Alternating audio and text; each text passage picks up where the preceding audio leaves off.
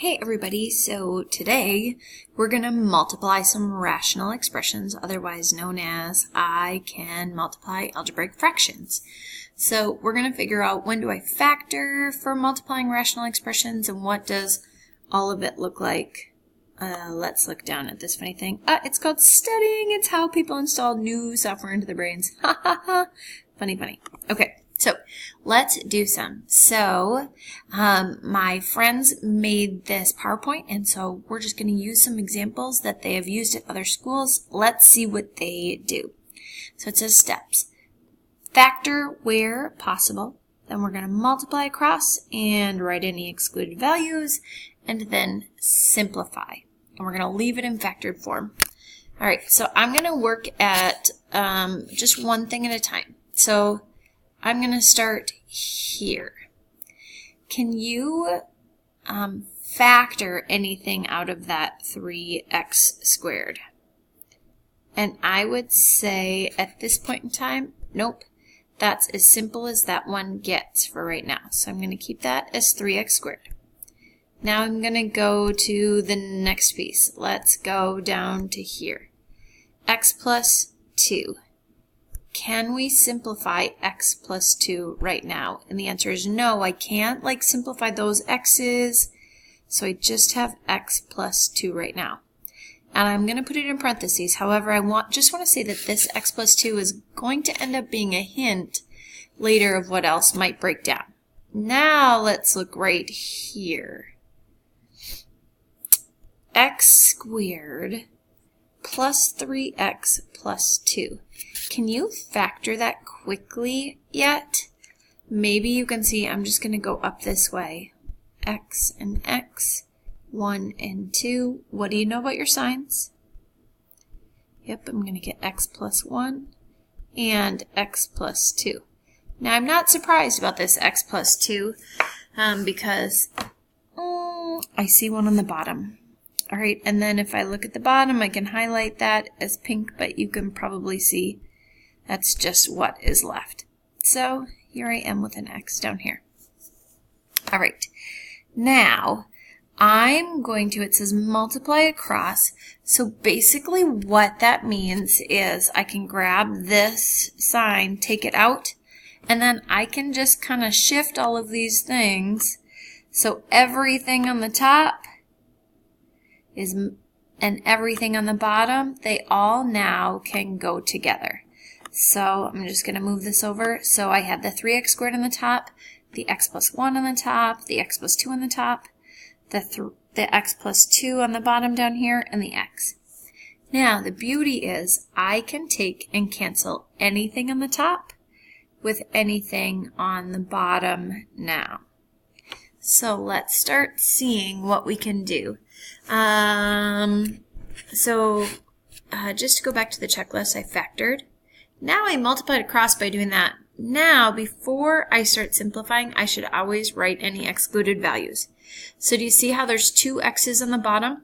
That means 2 excluded values. There's going to be one from right here and one from right here. So just in order to conserve space, I'm going to write them up here. X can't be.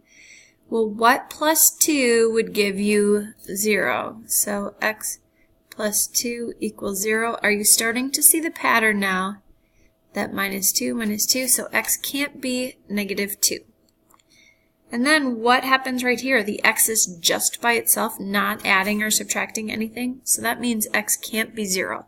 Then if I was looking at Desmos, if I was looking at a graph, basically there would be a hole or like an invisible force field, call it an asymptote. Something happens in the graph at those two places. Now I'm going to grab a different, I'm going to grab blue because it seems to pop out. And I'm going to start here at the 3. Does the 3 simplify with anything on the bottom? The answer is no, but the x squared, does that simplify with anything on the bottom? Yes, because this x squared is like having an x times an x. And then down here I have an x. So I can basically, what happens is the top wins by 1. So I've got 3 x's on the top. Then x plus 1, can that simplify anywhere? No. X plus 2, can that simplify? Yes. So look at, all of this stuff on the bottom simplified out, some of the stuff on the top, and so I'm left with 3x times x plus 1, and then on the bottom I'm just left with 1, but I don't need to write that. So there we go. There's my simplified answer, 3x times x plus 1, and x can't be -2 or 0. All right, let's see what the next slide holds.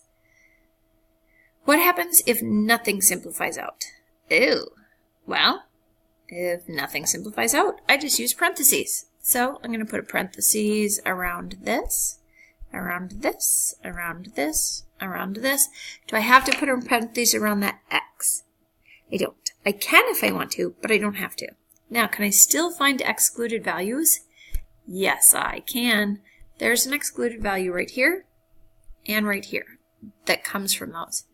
So as I think about it, I'm going to say that x cannot be equal to +2 and +3 because I'm setting x minus 2 equal to 0 plus 2 plus 2. Now sometimes some of you are like, well, what if there's a 1 there?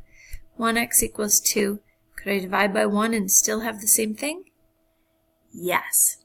All right, so my excluded values are x is not equal to 2 or 3.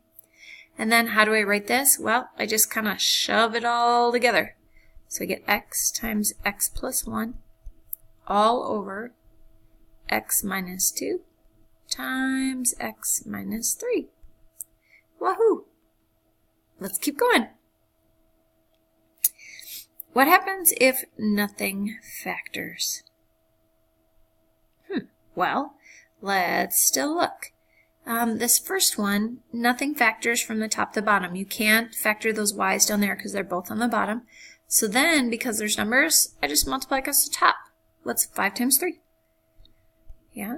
And what's y times y to the third? Well, you've got y times y to the third. That gives you y to the fourth.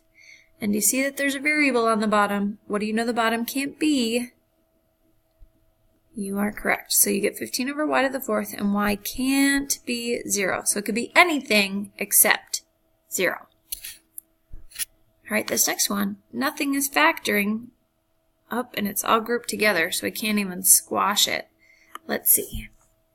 I'm going to try to unblock things. Oh, look at this. I can just move this right over there. So now we still have all of these things. And I can just, move stuff around. This little dot, can't move it. But basically what happens is on the top, I've got 4 times 3. So that gives me 12. And then there's 1x times 2, 3, so x to the third. And on the bottom, I've got 6x to the fifth. Now, let's look at the 12 and the 6. Does something cancel out there? Yeah, 12 divided by 6 is 2. And then, I didn't write that in a good place. I'm going to look at the x's. Who wins, the top or the bottom? All right, the bottom wins by 2. There we go. And there's no pluses or minuses in the bottom, so it's just x can't be equal to 0. This is good stuff. I still have another couple of examples, but why don't we just stop here because these are nice, simple ones, and we'll make one video, and then I'll go to the second one with more complicated ones.